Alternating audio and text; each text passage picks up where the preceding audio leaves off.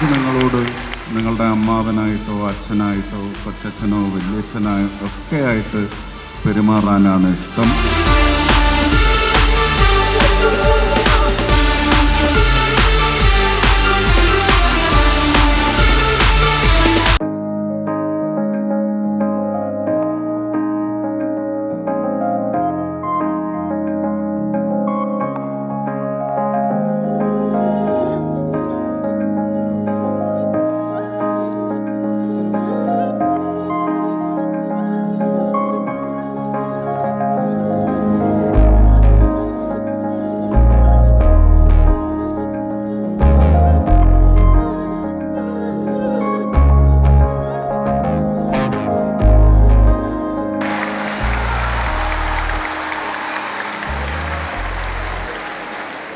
നമസ്കാരം. അത് മറ്റ് ആഭരണങ്ങളെല്ലാം കുറച്ച് നിമിഷ നേരത്തേക്ക് മാറ്റിവെച്ചുകൊണ്ട് എനിക്ക് നിങ്ങളോട് നിങ്ങളുടെ അമ്മാവനായിട്ടോ അച്ഛനായിട്ടോ കൊച്ചച്ഛനോ വലിയച്ഛനായോ ഒക്കെ ആയിട്ട് പെരുമാറാനാണ് ഇഷ്ടം. ഞാനിന്ന് ഒരുപക്ഷെ ഏഷ്യയിലെ തന്നെ ഏറ്റവും വലിയ എന്നൊക്കെ ഒരു ബ്രാക്കറ്റിൽ ഉൾക്കൊള്ളിക്കാൻ സാധിക്കുന്ന വളരെ ചുരുക്കം വിദ്യാലയങ്ങളുടെ കൂട്ടത്തിലുള്ള തിരുവനന്തപുരത്തിൻ്റെ അധ്യയന ചരിത്രത്തിലെ തന്നെ ഒരു നാഴികക്കല്ല് നാട്ടിയ സ്ഥാപനത്തിൽ നിൽക്കുമ്പോൾ ജീവിതവുമായി ബന്ധപ്പെട്ട് മേഖലകൾ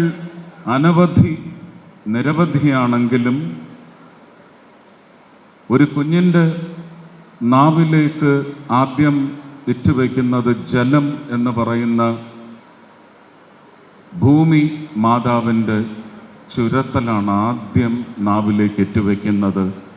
പിന്നീട് അങ്ങോട്ട് അക്ഷരമാണ് പതിവ് നൽകുന്നത്. അക്ഷരത്തിൻ്റെ പെരുമ ജീവിതത്തിൽ ഭക്ഷണം പോലെയും മറ്റെല്ലാ അംശങ്ങൾ പോലെയും വളരെ പ്രധാനമാണ്. ഗാഡ്ജറ്റ്സിൻ്റെ ഒരു കടന്നുകയറ്റം എന്ന് പറയുന്നത് വായന വെളുപ്പിലും കറുപ്പിലും നിന്ന് എന്ന് പറയുന്ന ഒരു എക്സസൈസ്. നമുക്കൊരു ഓപ്റ്റിക് നെർവ് കൊണ്ട് മാത്രം ഒരു ചെറിയ ക്യാവിറ്റിയിൽ കടന്ന് ഇടതും വലതും മേലും കീഴും നീങ്ങുന്ന ഒരു ഐബോൾ, അതിനുള്ള എക്സസൈസാണ് വായന. കൃത്യമായ പ്രിൻറ്റഡ് മെറ്റീരിയൽ എന്ന് പറഞ്ഞാൽ എഴുതുന്ന മെറ്റീരിയലായാലും അച്ചടക്കമുള്ള പ്രിൻ്ററും എഴുത്തുകാരനുമായാൽ uniformity of a font is there in a book, except in places where you have to put the name of a chapter. It will be in a different font. ആ ഒരു ഫോണ്ടിൻ്റെ continuation എന്ന് പറയുന്നത് കൃത്യമായ ഐക്ക് ഒരു സെറ്റിംഗ് കൊടുക്കും കണ്ണിന്. ആ കണ്ണ് അക്ഷരം തുടങ്ങി വാക്ക് തുടങ്ങി സഞ്ചരിച്ച് ഒരു കൃത്യ ദൂരം സഞ്ചരിച്ച് ഒരു സ്റ്റെപ്പ് ഡൗൺ എന്ന് പറയുന്ന എക്സസൈസ് എന്ന് കുഞ്ഞുങ്ങൾക്കില്ലാത്തത്, വായനയിലൂടെ ഇല്ലാതെ പോയത് ഒരുപക്ഷെ കണ്ണ് സംബന്ധമായ ഒരുപാട് അസുഖങ്ങൾക്കും പ്രായമൊട്ടുമേ എത്താതെ വലിയ സോഡാക്കുപ്പി ചില്ലുകളിട്ട കണ്ണടകളുമായി നടക്കേണ്ട അവസ്ഥയുണ്ട്.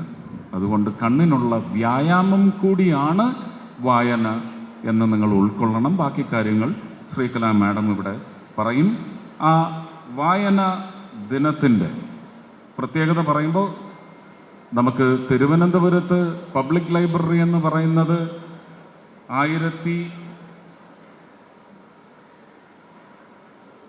1829 സ്ഥാപിതമാവുന്നത്.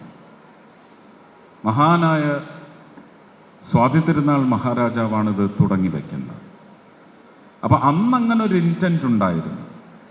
ആ ഇൻറ്റൻറ്റിൻ്റെ ഒരു പൂർണ്ണമായ അനുഗ്രഹം നമ്മൾ തുടർന്നും ശക്തിപ്പെടുത്തിക്കൊണ്ട് തന്നെ പോകേണ്ടത് വിദ്യാർത്ഥി സമൂഹത്തിൻ്റെ മാത്രം ഉത്തരവാദിത്വമാണ്. ആ വായനാ ദിന ആഘോഷങ്ങൾ അല്പം മുമ്പ് ഞാൻ ഉദ്ഘാടനം ചെയ്തതാണെങ്കിലും ഔദ്യോഗികമായി ഉദ്ഘാടനം ചെയ്തതായി അറിയിക്കുന്നു. ഒരിക്കൽ കൂടി പറയാതെ വയ്യ, സ്നേഹത്തിൻ്റെ ആഴം നിങ്ങളുടെ ആഘോഷങ്ങളിൽ നിന്ന് കണ്ണ് നനയിപ്പിക്കുന്ന ഒരവസ്ഥയിൽ അനുഭവിച്ചാണ് ഞാൻ ഈ വേദിയിൽ നിന്ന് വീണ്ടും എത്രയോ തവണ വരുവാൻ വേണ്ടി മടങ്ങുന്നത്. ഇവിടെ ഈ അന്തരീക്ഷം ഒരുക്കിയ എല്ലാവർക്കും എൻ്റെ ഒരുപാട് സ്നേഹം, നന്ദി, നമസ്കാരം.